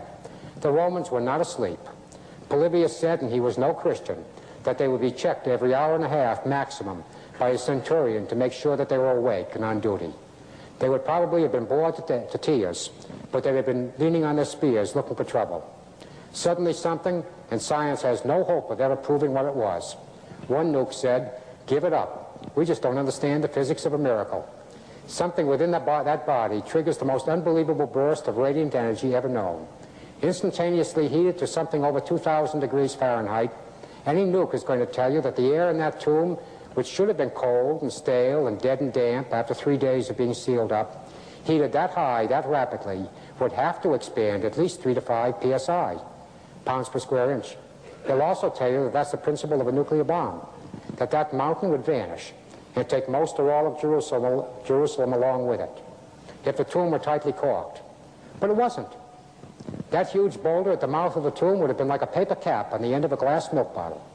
That's seismus, and this is a legitimate translation which no one could possibly have made before 1979. That shock wave, or that thermal wind, would have hit that rock and lifted it right over the head of the Roman god. Of course they went catatonic. They froze. They became like dead men. So would every man in this room, including me, when something like that happened. Then when he came walking out of the tomb, apparently they became non-catatonic. They began to put one foot in front of the other just as rapidly as they could do it, and who wouldn't? They checked out of that piece of real estate. And it's interesting that the pride of the Roman legion did not report to their own centurion in Antonia. They checked in with a Jewish high priest. Now, someone said there's 2 good reasons. Number 1, who wants to get converted to instantaneous dog food? Number 2, when something like that happens, you find the nearest priest, regardless of what his denomination is. You got problems. Over the centuries, theologians have often said that the gospel writer John had a horrible Greek vocabulary. He had picked the wrong word to describe the movement of the stone. Until today, no translator ever considered the legitimate translation wind. There was never a wind big enough to move a 3,000-pound rock. There isn't a person in this room tonight who could deny that there is such a wind. You cannot ignore that translation anymore. It's at least got to be checked out. They never knew what to do with the word airu that John used to describe the movement of the stone. Until today, a seismist could only roll a stone that big. Airu has no connotation to rolled. It means picked up, lifted, moved, physically carried, or sailed away. Today, it looks as if John's vocabulary wasn't that bad, because wherever the stone came down, it sure as heck was not next to the entrance of the tomb. And that's the shroud. And what does it mean? If you're like me, Pastor A, the only people I really know in this room, nothing. I didn't need this cloth 6 years ago. I don't need it today. To risk an extremely lousy pun, my faith isn't all wrapped up in a sheet. But I was traveling over in the city, New York, not long ago with one of the team. I don't want to identify him. Let him tell his own story. But just accept, if you can, the fact that you can read his name in every encyclopedia in the world today. Somewhere along that rather wild ride, the man with me said, Paul, all of our lives we've worshipped a God called science. We believed only what we could see and what we could touch, nothing more. All of a sudden now, it's our God, science, that's saying that Jesus is Lord. And what in the heck do you do with that? He said, it isn't that we want to believe, but either we have to accept the fact that it's not us, it's our equipment that's saying that this is Jesus of Nazareth and he was resurrected, or we have to scrap the most sophisticated equipment the world has, unless Russia's got something better, and we doubt it. Because it's not us, it's the equipment. And if that's true, this whole thing's like a computer, 1 and 1 is 2, 2 and 2 is 4. If that's true, it doesn't mean a blessed thing what my wife believes. It's what in the heck am I going to do with it? Well, he did. I prayed with him. Let me show you something. I've got to say that this is not an official statement of the Shroud of Turin Research Project. Neither, of course, is an unofficial statement. I'm only showing you something that I see. This is the back of a man that's been skinned alive the hard way. I've made my point. He's lying with a dead weight of 155 pounds pressed on a piece of linen cloth. He must have been glued to it. Everybody in this room has cut themselves at least once and put a bandage on it, or Band-Aid. And you know blood sticks. I actually found one tribe in New Guinea that glues their drum heads on with human blood. It's that strong. Some of us are old enough to have had a bandage ripped off, either accidentally or deliberately by a doctor. Two things happen every single time. Number one, you scream bloody murder. It hurts. Number two, you bleed because you ripped the clots off. Yet look at this. Every wound is unique and distinct. The doctors say that it's just as easy to do a forensic examination on these two photographs as it is an actual corpse. They're that clear. You can see, we know how many men were involved because the strokes proceed from lateral to medial, indicating two people coming from different directions. We know that one man was taller than the other. His arm was longer. He could reach further. He was a lot nastier. He enjoyed cutting up the front of the body. You can see the bar of metal connecting the dumbbell-shaped pieces of lead. You can see where they were curving around to get the front of the body. They missed his legs with the balls of lead. I don't think they were aiming at his legs. The lashes sliced through the thighs like razor blades, cutting him to the bone. The serum and plasma have separated, forms a tiny halo around each drop of blood, fluorescing precisely the way blood should fluoresce on linen cloth. What I'm saying is that there is no conceivable way that this cloth could have been taken off of the body of the man that was in it without destroying it. It should have been torn to shreds. There should be holes in it. And yet, under 300 power magnification, there isn't a broken microfiber. Do you have a brainstorm? I'm serious. We could use one. Yes, you could say possibly that his body turned into dust. It blew away, left an empty sheet, except that one Italian scientist managed to do the impossible. He had used a laboratory vacuum cleaner. He took a dust sample from every 6-inch grid on the cloth. In less than 3 years, he had identified every fleck of dust that was on the cloth and put a tag on it. He found some rather incredible things: gold, silver, rosin. At some point in history, somebody had held a torch over the cloth, examined it by torchlight. Rosin dripped on the cloth and burned through 42 layers, or burned through some extra holes in it. I got my fires mixed up. But there was nothing on this cloth that could have been produced by the human body, neither life or death, except the blood. No decavern, no decay, no flesh, no body rot. Israel is a subtropical climate. The last time I was there, it was November. The temperature was still over 90 degrees in Tel Aviv. At that temperature, a body will begin to decay in something less than 4 days. The fact that there is no decavering on this cloth would seem to indicate that the cloth and the body had been separated in something less than 4 days. 3 maybe? But it wasn't separated. Again, got a bright idea? Unless you want to use a New Testament word called resurrection. I am not making a statement of fact. I'm only asking a question. Could it be at all conceivable that maybe for a millisecond of time, his body turned into physical body, shifted forms of energy? Our body is energy of a type. Shifted forms of energy became pure energy, maybe a blue-white light, passed through the cloth, scorching an image on it, triggering the chain reaction that we call the resurrection, expanding the air, blowing the stone away, dissipating the heat, providing an exit, totally lapse time, 1/1000th of a second or less. But boy, does it look suspicious. Pastor, check me out, because I'm going to use the Bible. You keep me from becoming apostate. Jesus was in the beginning before time began. He always was. He's immortal. Are you the Messiah, the Son of God? I am. He and the Father are of the same essence. That word essence means identical. You cannot think of any conceivable way that Father and Son are different. God is light. Do you know what that's saying? And I've never known of anyone to ever write on it for 2,000 years, if they ever saw it. If Jesus is the same as the Father, if they both always were, and if the Father is light, then at some time before time began, Jesus must have been light. Could it at all be possible that that's what we're dealing with here? That maybe what we have here could have been scorched by what the Jews call the Shekinah glory? Could that be what that brilliant white light was that appeared in the temple of the Jews historically at least 3 or 4 times? So brilliant that every Jewish person had to throw themselves down on the ground and cover their head with their hands because they couldn't stand up in front of it. The actual visible presence of the living God? Is that what scorched the image on the Shroud of Turin? I don't know. It's there. I'm working like mad trying to get it, but I still got a hunch in the back of my mind that we'll never tie it down tight. But it looks awfully good. Don't have to tell you what it means either, do I? 850 audiences in 6 or 7 countries, and you catch up with me awfully fast. Christianity rises and falls on the resurrection of Jesus. If Jesus was resurrected, he was God. If he wasn't resurrected, Christianity is the biggest farce, the biggest fraud that's ever been perpetrated on mankind. And there's nothing in between. It's either God or garbage. I've been accused of a great many things over the years, but nobody ever accused me of tact. It's too late to worry about it now. It's absolutely stupid to call him a good man. He did not give us that prerogative. It's either God or garbage. And sure, I've known for more years than 90% of you here have been alive, that Jesus is alive and well. I've been there. I've experienced most of it. There isn't anything left to talk about. I've seen all but 2 miracles mentioned in the New Testament take place while I was present.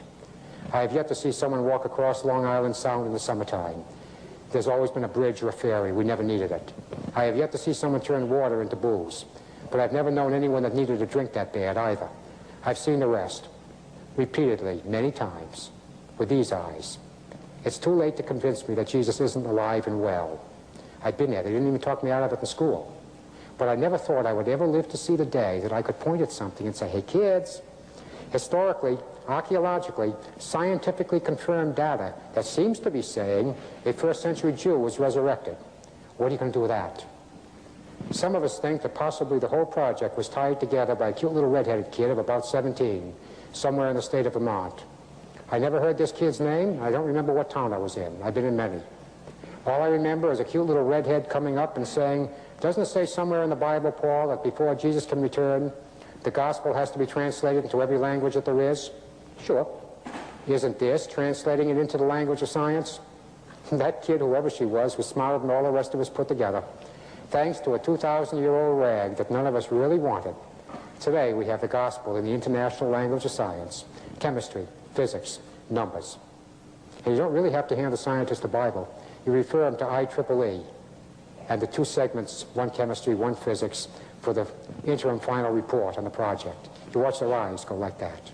The data seems to be saying a first-century Jew was resurrected. I always believed in God. I always believed Jesus was his son. I have no idea really why, but I did. And no one ever talked me out of it in school. But nobody ever told me that intellectual assent didn't cut the ice, that you've got to drop it from your head to your heart. And if you don't, it's worthless to you. And if they told me I had to do it, I wouldn't have known how. I paid an awfully high price to get that information. But and that's a different story.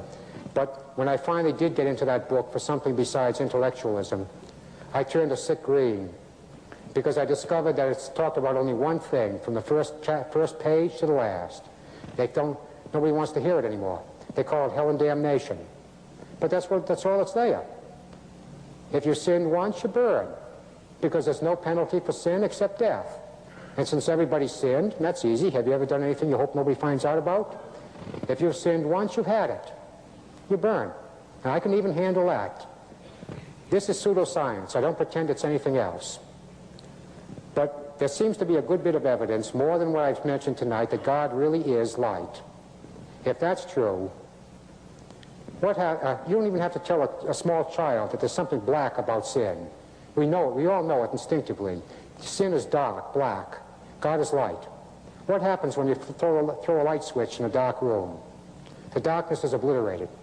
Light and darkness cannot exist in the same place at the same time.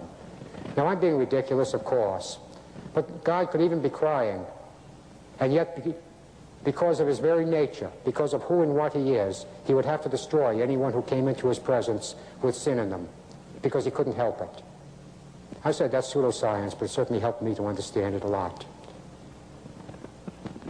Comes the part I don't understand, and I'm not going to believe a pastor if he tells me he understands it, because I think that it's like trying to understand eternity, infinity, something that has no beginning and no end.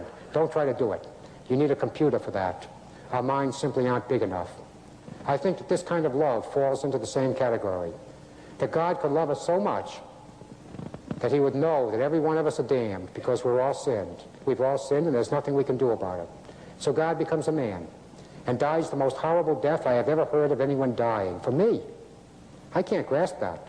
I can handle a lot of things, but I can't handle that one intellectually or any other way. That's too big. And yet I've experienced it for a great many years. You see, it's not at all inconceivable that there's people in this room who, like me, always believed in God. Some of you might have even believed that Jesus was the Son. But then, too, like me, maybe no one ever told you that you had to do something with that information, that you have to drop it to your heart. I know you've never heard it the way I phrased it tonight. I'm just going to ask you, I'm not going to give a formal altar call or anything like that.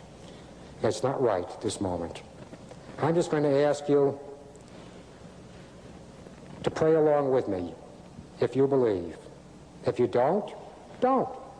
But if you believe, pray along with me.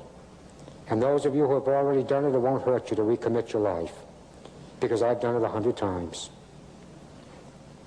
Lord Jesus, I confess that I'm a sinner. I have done things that I'm not proud of. I ask you to forgive me. I ask you to be my Lord, my God, my Savior, my King. I promise that I will follow you as you show me the way. I know that you have said that you would never refuse anyone who came to you, that there is no sin too big to be forgiven, that if I have prayed this prayer and meant it, even now you are living in my life. I am born again. In your name, Jesus. What I'm about to say is fact. The secret organizations of the world power elite are no longer secret. They have planned and are now leading us into a one-world communism. ODD TV. Take a journey with me deep inside the rabbit hole. Wake up, my friends, there's some things that you have to know. Everything you ever thought you knew, it has to go. For instance, NASA is the world's largest magic show. 9/11 was a planned demolition and Sandy Hook was a scam. Come on, man, are you tripping? Constant programming being crammed in your vision. Just take a step back and examine this prison. Turn on the news and they're trying to blind you. All they ever do is tell you lies and divide you. There's nowhere you can even hide, they'll find you. Illuminati, all-seeing eye right behind you. It's about time you find out we're being lied to. They're attempting to control the mind that's inside you. Hide you from the power that designed you. Does anybody have a problem with this? Well, I do. I want the truth, the whole truth, and nothing but the truth. They say they